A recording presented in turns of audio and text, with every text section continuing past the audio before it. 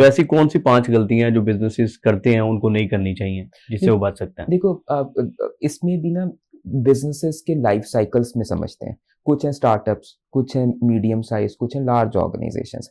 हर जगह के ऊपर गलतियों की नौयत भी मुख्तलिफ है। बिल्कुल ठीक है, ठीक है। बिल्कुल ठीक है, ये तो अच्छा, डेफिनेटली है ये सही। बड़ा समझने वाली बात है। अब इसमें मैं ऐसे कर लो कि जो मीडियम साइज्ड ऑर्गेनाइजेशंस हैं या लार्ज साइज ऑर्गेनाइजेशंस हैं in terms of the turnovers, ठीक है। मैं टर्नओवर्स की बात कर रहा हूँ कि 1 बिलियन 2 बिलियन की कंपनी टर्नओवर की साल की जो उसकी सेल है वो है, तो वो एक मीडियम साइज ऑर्गेनाइजेशन है।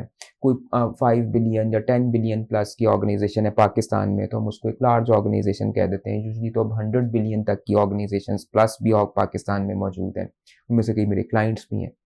जो गलती होती है ना इन मीडियम और लार्ज ऑर्गेनाइजेशंस में, वो है over reliant on the bank loans. Okay. ये एक बड़ी डीप इनसाइट बात है जो मैं कर रहा हूँ।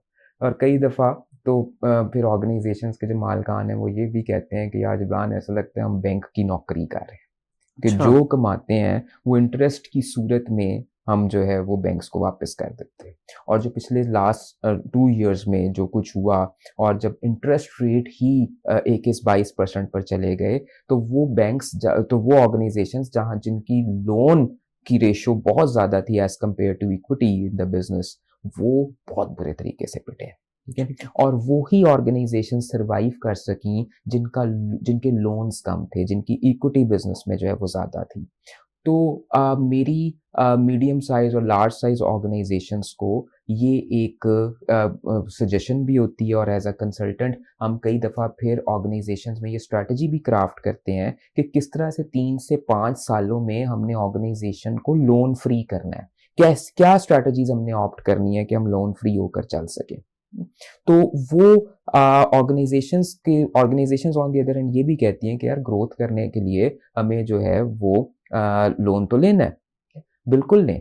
लेकिन जब लोन ले रहे हो ना, तो माइंडसेट ये नहीं होना चाहिए कि यार अब पूरा ज़िंदगी ही लोन के ऊपर कारोबार में चलना है। ओके, तो ठीक है। शॉर्ट टर्म और लॉन्ग टर्म लोन्स बिज़नेसेस में लेने पड़ते हैं, लेकिन उन लोन्स को रिटर्न करने की स्ट्रैटेजी भी होनी चाहिए हमारे पास। और फिर हमारे पास एक कोई रेशियो होनी चाहिए कि यार अगर 100 रुपए का कारोबार है, तो 100 रुपए में से 70 रुपए की ऑनर्स इक्विटी अपनी हो, ठीक 30 है। रुपए 20 रुपए हमने बैंक से डलवा लिए तो चलो ठीक है।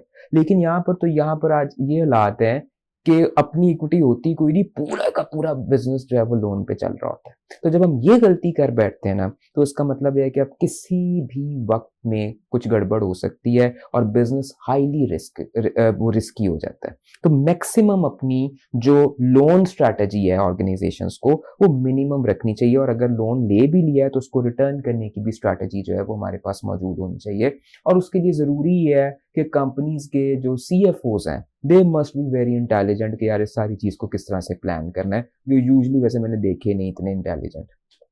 This is another issue in the okay. Organisations. और कोलैबोरेशन का कितना रोल हो सकता है बिजनेस में? अच्छा, मैं एक ज़रा कोलैबोरेशंस पे ज़रा आने से पहले आपके पिछले सवाल ही का एक आंसर कर दूं, फिर मैं इस पे बिल्कुल कोलैबोरेशन पे ठीक, आ रहा हूँ। बिल्कुल ठीक। अब जो वो गलतियां जो स्टार्टअप्स कर जाते हैं या जो यंग एंटरप्रेन्योर्स करते हैं, वो दो तीन है। वो एक ये है कि some people actually play business business. Business business का मतलब क्या है कि आज एक कारोबार करके देख लिया, नहीं चला चलो दूजा ठीक कर है। लो, दूजा नहीं तो तीजा कर लो। In business there is a need of consistency. तो वो जब तक आप कंसिस्टेंट नहीं होते, कारोबार नहीं ऊपर जाता। Number one.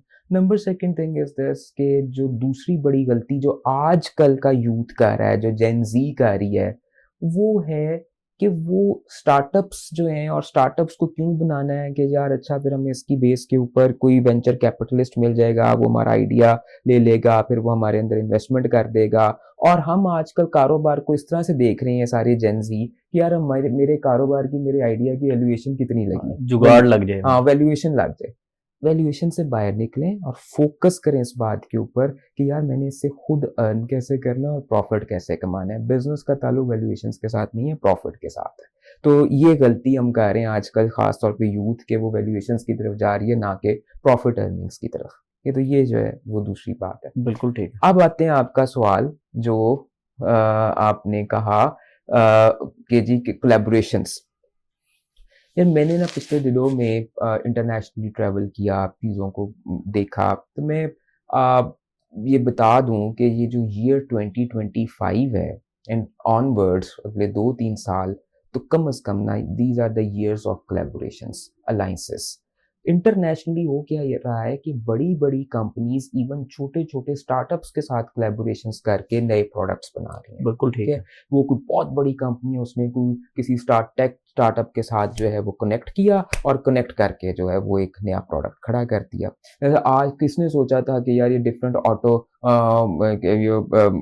गाड़ियों की कंपनियां जो है बिल्कुल ठीक ये है। इकट्ठे कोलैबोरेशन कर लेंगी। बिल्कुल ठीक ऐसे है, ही। वो कर रही हैं।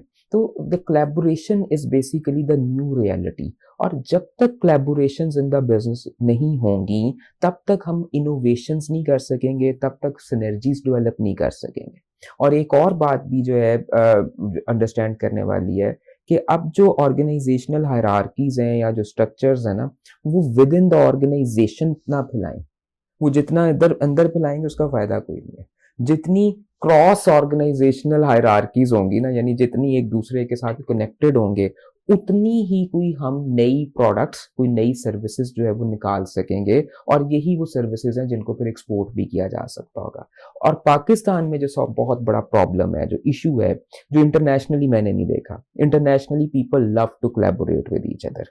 ओके। ठीक है, इन पाकिस्तान हम हर चीज में कोलैबोरेशन करने से डरते हैं। हर बंदा एक 1.5 इंच की अलहदा मस्जिद बनाकर बैठा हुआ है, साइलोज के अंदर ऑपरेट कर रहे हैं। हम तो इवन ऑर्गेनाइजेशन में डिपार्टमेंट एक दूसरे के साथ साइलोज में ऑपरेट कर रहे होते हैं। वो एक मार्केटिंग डिपार्टमेंट क्या कर रहा है वो प्रोडक्शन वाले को नहीं पता होता, प्रोडक्शन वाले को नहीं पता होता प्रोक्योरमेंट वाला क्या कर रहा है, और साइलोज में रहते हैं। जबकि ये जो अब दुनिया है, ये कोलैबोरेशन और अलायंसेस के बगैर नहीं चल सकती है। तो again through this podcast, this is a message for the young business leaders and for the already matured business leaders, if you actually really want to grow, do the collaborations with each other and come up with the new business solutions.